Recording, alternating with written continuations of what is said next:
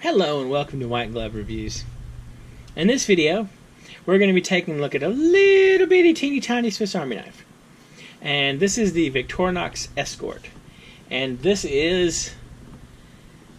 I'm trying to think if there's a more minimalist knife than this one. That's hard for me to think of one. If there might... I don't know if there's a knife like this that only has a knife blade.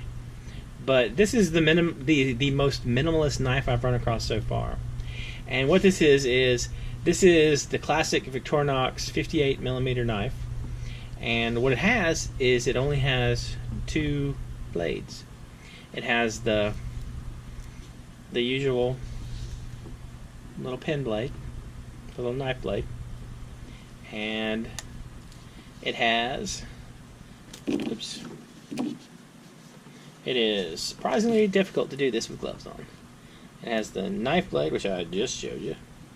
Oops. And it's got the nail file and the little flathead screwdriver. And also, it's got tweezers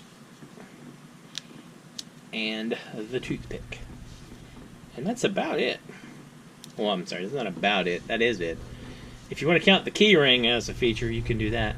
But this is a little bitty teeny tiny knife. It weighs practically nothing. I mean, maybe half an ounce. Maybe a little bit more than half an ounce.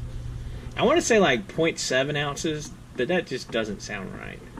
Anyway, it weighs practically nothing. So if the scissors were too much of a burden for you carrying your Swiss Army knife on your keychain, this is pretty much as minimalist as it gets. It's kind of neat. Anyway, if you're interested in checking this out, I'll include a link in the description if you want to find one of these. They're not expensive at all, and it's kind of a nifty little oddity. Anyway, let me know what you think in the comments.